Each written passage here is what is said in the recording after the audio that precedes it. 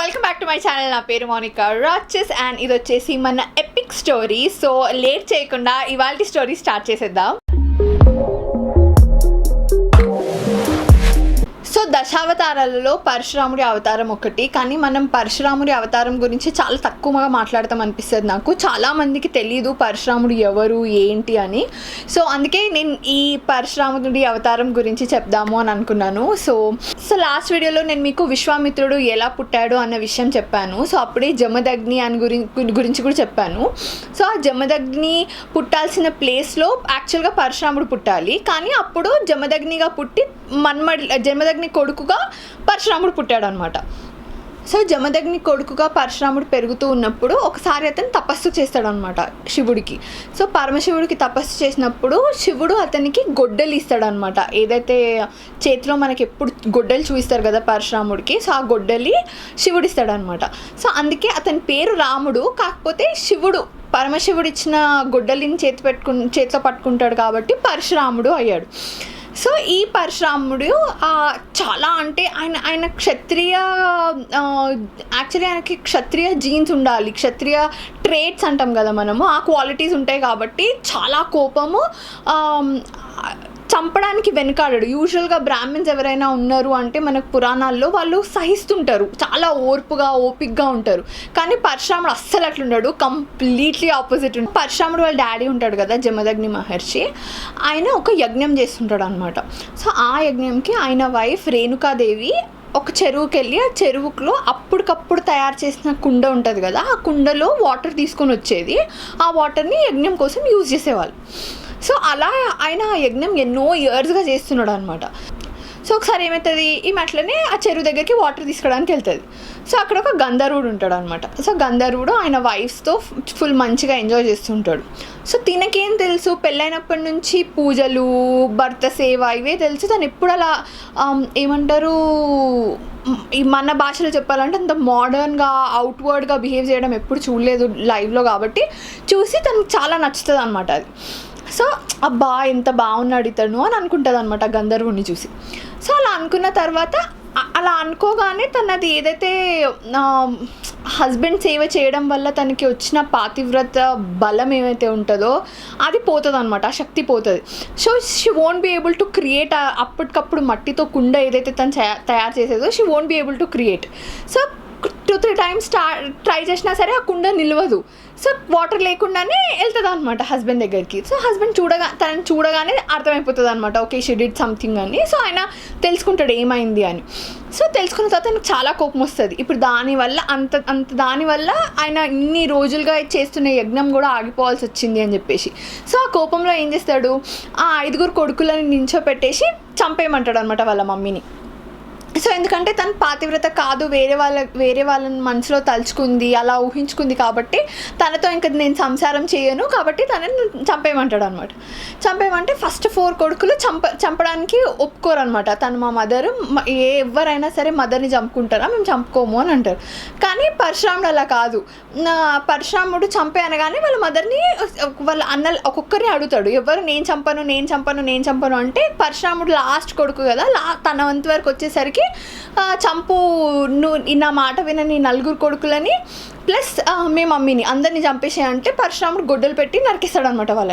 నరికేస్తే వాళ్ళందరూ చచ్చిపోతే వాళ్ళ డాడీ చాలా హ్యాపీగా ఫీల్ అయ్యి, సరే నువ్వు నా మాటకి అంత వాల్యూ ఇచ్చినావు కదా, నీకేం కావాలో అడుగు అంటే, మా అన్న మా మమ్మీ కావాలి, మా అన్నలు మా మమ్మీ కావాలి అని అడుగుతాడు. అంటే సరే ఫైన్ అని మళ్ళీ వాళ్ళని తిరిగి బతికిస్తాడు అనమాట. సో అట్లా బతికిన తర్వాత సరే ఇప్పుడు ఎంత కాదన్నా సరే మదర్ని బ్రదర్స్ని చంపిన వాడే అవుతాడు కదా. ఇప్పుడు ఆ రేణుకాదేవి చనిపోయి మళ్ళీ పుట్టినట్టు కాబట్టి అది దానికి నెక్స్ట్ జన్మ లాంటిదే అనమాట, పునర్జన్మ లాంటిదే. సో అంతకు ముందు జరిగిన పాపం పోయినట్టే అనమాట తనకి. సో కానీ అట్లా ఇట్లా పోయినట్టు అట్లనే పరశురాముడికి కూడా అంటినట్టే వస్తుంది కదా అది. సో అతను మళ్ళీ తీర్థయాత్రలకు వెళ్ళి మళ్ళీ తపస్సు చేసుకుంటాడు అనమాట, చేసుకొని వస్తాడు.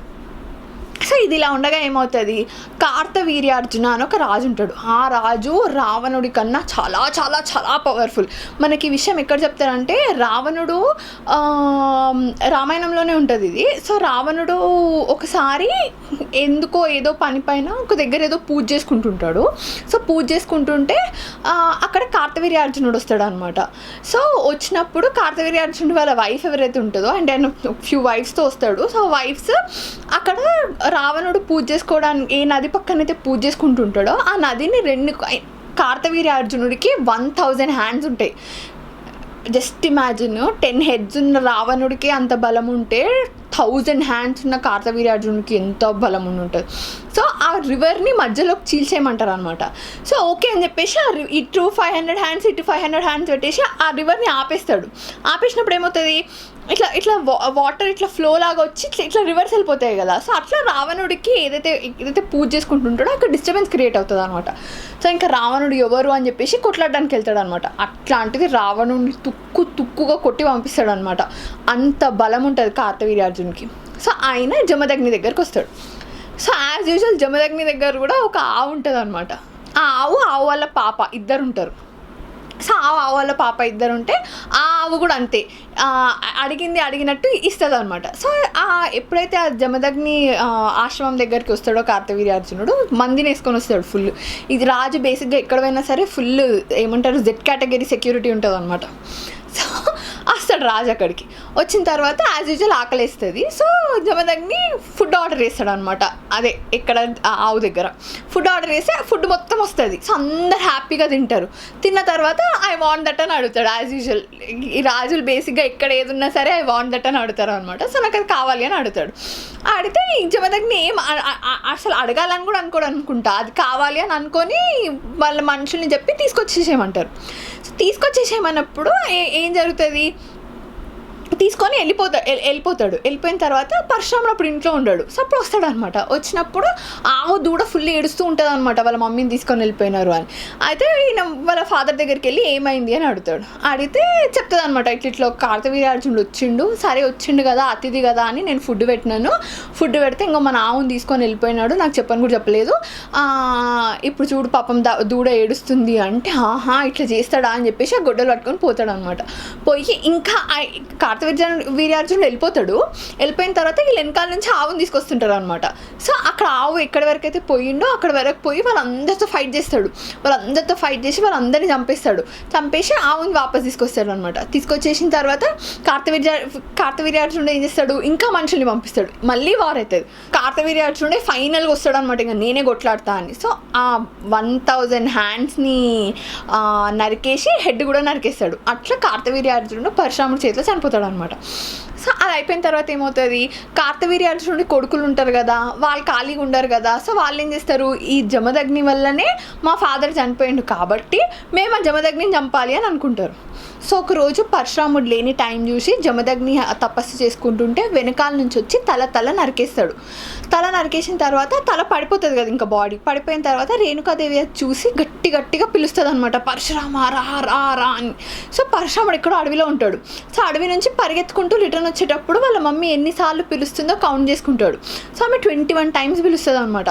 సో ఆమె 21 టైమ్స్ పిలుస్తుంది అని చెప్పేసి వాళ్ళ నాన్నని చంపినందుకు పగ తీర్చుకోవాలి అని చెప్పేసి 21 టైమ్స్ ఫస్ట్ కార్తవీర్యార్జున పిల్లలందరినీ చంపేస్తాడు. వాళ్ళు ఒక 100 మెంబర్స్ ఉంటారు, వాళ్ళందరినీ చంపేసిన తర్వాత 21 టైమ్స్ అసలు రాజు అనేటోడికి ఇంత పొగరా అసలు అని క్షత్రియులు ఎంతమంది ఉంటారో అంతమందిని చంపేద్దామని ఫిక్స్ అవుతాడు. సో 21 టైమ్స్ భూమి చుట్టూ తిరుగుతాడు. పరశురాముడు వస్తున్నాడు అంటే ఆ ఏరియాలో రాజులందరూ చచ్చిపోతుంటారు, అందరినీ చంపేసుకుంటూ వెళ్తుంటాడు. ఆయన జస్ట్ 2 ప్లేసెస్కి పోడు, ఒకటి ఆవులు ఉన్న దగ్గరికి, 2 అమ్మాయిలు ఉన్న దగ్గరికి. సో ఈ 2 ప్లేసెస్కి వెళ్ళాడు అనమాట. మిగిలిన ప్లేసెస్కి వెళ్ళి అందరినీ చంపేస్తుంటాడు. సో భయపడి రాజులు ఏం చేసేటోళ్ళు అంటే ఇట్లా అయితే గోశాలలో దాచుకునేటోళ్ళు, లేకపోతే చేతులకి గాజులు వేసుకొని ఈ గాజులు బయటికి చూపించేసి గాజులు సప్పుడు చేసేటోళ్ళు అనమాట. ఇక్కడ లేరు ఎవ్వరు, అమ్మాయిలే ఉన్నారు అని చెప్పేసి.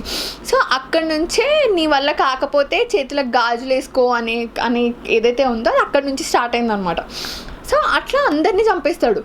అట్లా 21 టైమ్స్ చంపేసిన తర్వాత ఇంకా ఫైనలీ ఏమంటారు, ఆ బ్లడ్ ఉంటుంది కదా, 21 టైమ్స్ తిరిగే రాజు అందరి శత్రువుల్ని చంపేసిన బ్లడ్ ఉంటుంది కదా, ఆ బ్లడ్తో వాళ్ళ పితృదేవతలకి మనం ఇట్లా తర్పణం వదులుతాడు అంటారు కదా, అట్లా వదులుతాడు అనమాట. సో అది చూసి ఇంకా పితృదేవతలు, అయ్యో ఏంది ఇది, మేము బాపనోళ్ళము, మాకు ఇట్లా చేస్తావా నువ్వు, అసలు ఇది మంచిదానికి అసలు వద్దు, ఇట్లా చెయ్యకు అని చెప్పేసి తీర్థయాత్రలు చేయమని, తపస్సు చేయమని చెప్తారు. సో ఆయన ఆ పనిలో ఉంటాడు అనమాట. సో మనకి 8 చిరంజీవిస్ ఉంటారు అని అంటారు కదా, అందులో పరశురాముడు ఒకడు అనమాట. ఎప్పుడైతే వాళ్ళ సొంత మదర్నే చంపేస్తాడో, వాళ్ళ ఫాదర్ పితృవాక్య పరిపాలన అంటారు కదా రాముడు చేసినట్టు, సో అట్లా ఎప్పుడైతే చేస్తాడో అప్పుడు వాళ్ళ నాన్న నువ్వు చిరంజీవిలాగా ఉండిపో అని చెప్తాడు అనమాట. అంటే భూమి ఉన్నంత కాలం ఆయన ఉంటాడు. ఇది ఎప్పుడు రాముడు పుట్టడానికన్నా ముందే జరిగిందనమాట ఇదంతా. సో దీని తర్వాత రాముడు పుట్టిన తర్వాత ఎప్పుడైతే సీత దగ్గరికి వెళ్తాడో, సీత దగ్గరికి వెళ్ళిన తర్వాత సీతా స్వయంవరంలో ఏమవుతుంది, శివుడి విల్లు విరగొడతాడు రాముడు. యాక్చువల్లీ దానికి జస్ట్ అది పెట్టాలంతే, అది పెట్టే లోపల అది విరిగిపోతుంది, అది పాత విల్లు కాబట్టి. సో ఈ విషయం పరశురాముడికి తెలుస్తుంది అనమాట. తెలిసిన తర్వాత ఆయన ఫస్ట్ నుంచి ఎప్పుడైతే ఆయనకి ఆ గొడ్డలు ఇచ్చింది ఎవరు, శివుడు. సో ఆయన బేసిక్గానే శివభక్తుడు. సో ఆయన అక్కడికి వస్తాడనమాట. ఏంటి నువ్వు శివుడిది ధనుసు విరగొడతావా అనేసి అక్కడికి వస్తాడనమాట. నువ్వు అసలు అంతా ఏముంది నీలో అనేసి. సో పరశురాముడి ఫ్యామిలీలో విష్ణువుది విల్లు ఉంటుంది అనమాట. అంటే విష్ణువు అది ఉంటుంది కదా, బాణాలు వేసేది విల్లు, అది ఉంటుంది అనమాట.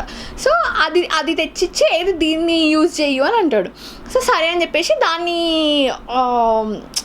ఎక్కుపెట్టి బాణాలు ఎక్కుపెట్టిన తర్వాత దానికి ఏది బాణం పెట్టు అంటాడు. సో బాణం పెట్టి దాన్ని వెనక్కి లాగిన తర్వాత రాముడు అంటాడు, నేను ఇప్పుడు దీన్ని వెనక్కి లాగినాను, నేను దీన్ని వదిలేయలేను. సో ఇది ఎక్కడికో ఒక దగ్గరికి వెళ్ళాలి, సో దీన్ని ఎక్కడికి పంపించమంటావు అని కొన్ని ఆప్షన్స్ ఇస్తాడు. ఎవరిపైన ఎక్కువ పెట్టిండు, పరశురాముడి పైన కాబట్టి ఆయనకి కొన్ని ఆప్షన్స్ ఇస్తాడు అనమాట.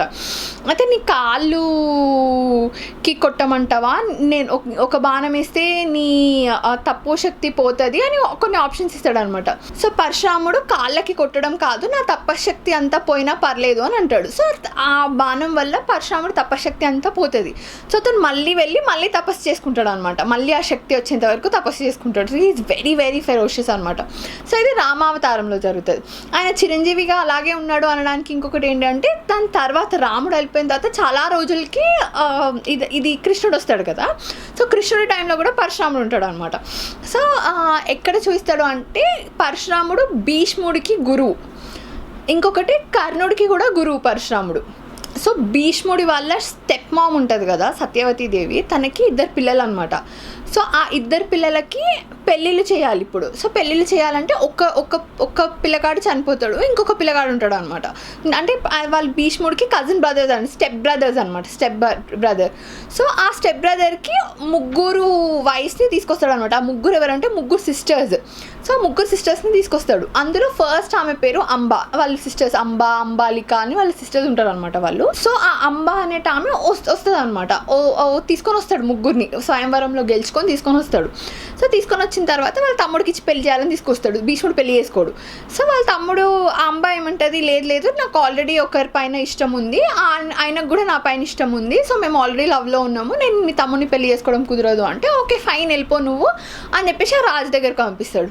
ఎవరైతే ఆమె ఇష్టం అని చెప్పిందో ఆ రాజు దగ్గరకు పంపిస్తాడు. ఆ రాజేమో లేదు నేను భీష్ముడు గెలుచుకున్నాడు, ఒకరిని గెలిచిన తర్వాత నువ్వు వాళ్ళ ప్రాపర్టీ అయిపోతావు, నేను నిన్ను స్వీకరించడానికి ఉండదు, సో నువ్వు భీష్ముడి దగ్గరికి వెళ్ళిపో అంటాడు ఆయన. సో సరే అని చెప్పేసి మేము భీష్ముడి దగ్గరికి వస్తుంది.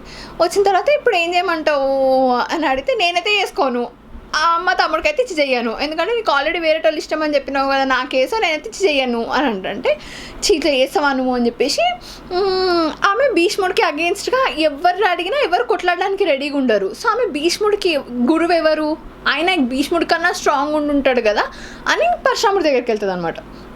సో పరశురాముడి దగ్గరికి వెళ్తే ఏమైంది అంటే ఇట్లా చెప్తుంది, ఇట్లా అయ్యింది అని అంటే, సరే పద అని చెప్పేసి ఆయన వస్తాడు. వచ్చినప్పుడు అట్లా చేయడం కరెక్ట్ కాదు కదా, నువ్వు మీ తమ్ముడికి ఇచ్చి పెళ్లి చేయాలంటే చేయను అంటాడు. మరి నువ్వు పెళ్లి చేసుకో అంటే, లేదు నేను ప్రతిజ్ఞ చేసినా నేను అసలుకే పెళ్లి చేసుకోను అని అంటాడు. అంటే ఇట్లయితే నాతో ఫైట్ చేయాలి నువ్వు అంటే, సరే ఓకే ఫైట్ చేస్తా అంటాడు. సో ఇట్లా వాళ్ళు ఫైట్ చేస్తారనమాట. సో వాళ్ళు ఫైట్ చేసినప్పుడు ఇంకా లాస్ట్ ఏదో ఒకటి అవుతుంది అన్న టైం వచ్చినప్పుడు అప్పుడు గంగాదేవి వచ్చి చెప్తుంది అనమాట. ఎవరికి, పరశురాముడికి చెప్తుంది, వద్దొద్దు, ఆయనకి ఒక అస్త్రం, ఆయన దగ్గర ఒక అస్త్రం ఉంది భీష్ముడి దగ్గర, అది వేస్తే మీరు పడిపోతాడు, అంటే మీరు చనిపోవాల్సి వస్తుంది, మీ ప్రాణాలు వదిలేయాల్సి వస్తుంది అని చెప్తుంది అనమాట. సో అప్పుడు ఇంకా పరశురాముడు ఓకే ఫైన్ అని చెప్పేసి, ఇంకా భీష్ముడి సైడే రైట్ ఉంది కాబట్టి he's winnowing even with me అని అర్థమయ్యి ఐఎమ్ వెరీ హ్యాపీ అనుకుంటాడు. అంటే లైక్ భీష్ముడిని నేను ఇంత స్ట్రాంగ్గా తయారు చేసిన అని అనుకొని ఇంకా అంబకి చెప్తాడు అనమాట. ఇంకా ఈ జన్మలో అయితే నేను ఇంకా ఐ కాంట్ హెల్ప్, నేను చేయాల్సిందంతా చేసినాను, ఇంకా it's out of my hands also, నేను కూడా ఓడిపోవాల్సిందే ఇక్కడ అంటే ఇంకా సరే అని చెప్పేసి ఆమె నేను మళ్ళీ వచ్చే జన్మలో చూసుకుంటా అని చెప్పేసి ఆమె చనిపోయి మళ్ళీ పుట్టి మళ్ళీ ఆమె ద్రౌపది వాళ్ళ సిస్టర్ లాగా పుడుతుంది. సో అట్లా ఇదంతా అప్పుడు వస్తుంది అనమాట. నెక్స్ట్ ఎప్పుడు ఉంటే కర్ణుడు ఉంటాడు కదా, కర్ణుడు ద్రోణాచార్యుడి దగ్గర నేర్చుకోవాలనుకుంటాడు. వీళ్ళందరూ ద్రోణాచార్యుడి దగ్గర నేర్చుకుంటుంటారు కదా, నేర్చుకోవాలనుకుంటాడు. కానీ ద్రోణాచార్యుడు నేర్పియాడు అనమాట కర్ణుడికి, నువ్వు సూతపుత్రుడివి, నేను నేర్పియాను అని అంటాడు. సో ఏం చేస్తాడు, ద్రోణాచార్యుడికి ఎవరు నేర్పించరు అంటే ద్రోణాచార్యుడికి కూడా పరశురాముడే గురువు. సో పరశురాముడి దగ్గరికి వెళ్తాడు అనమాట. వెళ్ళి నేను బ్రాహ్మణ్ణి అని చెప్పి అన్నీ నేర్చుకుంటాడు. నేర్చుకున్న తర్వాత దొరికిపోతాడు పరశురాముడికి కర్ణుడు. ఏంటి ఆయన బ్రాహ్మణ్ కాదు అన్న విషయం బయటపడిపోతుంది అనమాట. బయటపడిపోయినప్పుడు ఏమంటాడు, నీకు అన్ని అస్త్రాలు నేర్పించినాను కానీ నీకు కరెక్ట్ ఫోన్, నువ్వు జీవితాంతం ఎవరినైతే గెలవాలి అని అనుకుంటున్నావో అతను నీ ముందుకు వచ్చినప్పుడు నువ్వు అన్నీ మర్చిపోతావు అని అంటాడు. సో అందుకే కరెక్ట్ టైం వచ్చినప్పుడు అర్జునుడిని తెలిసిన నాలెడ్జ్తోనే చాలా ఫైట్ చేస్తాడు కానీ అసలు కరెక్ట్ మంత్రాలు అసలు కర్ణుడికి గుర్తు కూడా ఉండవు. సో ఏమంటారంటే పరశురాముడు ఇప్పటికీ అలాగే ఉన్నాడు. ఒక పర్వతం ఉంటుంది అనమాట, మహేంద్ర పర్వతం అని. ఆ పర్వతం పైన ఒక గుహలో ఉంటాడు. జస్ట్ ఎవ్రీ మంత్ ఒకసారి ఏమో దర్శనం ఇస్తాడు అని అంటారనమాట పరశురాముని. సో ఆయన కల్కి అవతారం కోసం వెయిట్ చేస్తుంటాడు అనమాట. ఆయన రాముడికి ఒక టర్నింగ్ పాయింట్లో, భారతంలో టర్నింగ్ పాయింట్స్లో ఎట్లా కనిపించిండో ఇప్పుడు కలియుగం ఎండ్ వచ్చినప్పుడు అప్పుడు కనిపిస్తాడు అని అంటారనమాట. సో కల్కి భగవానుడు వచ్చినప్పుడు he will help him, give him all his strength ఏదైతే ఉంటుందో, ఏదైతే ఆయన దగ్గర ఉన్న వెపన్ నాలెడ్జ్ ఏదైతే ఉందో అది మొత్తం అతనికి ఇస్తాడు టువర్డ్స్ ది ఎండ్ ఆఫ్ కలియుగ అని అంటారు. సో అది పరశురాముడి story. So I hope you like this video. If you have like the video, you know what to do. Don't forget to like, share and subscribe to my channel. Bye. See you in the next video.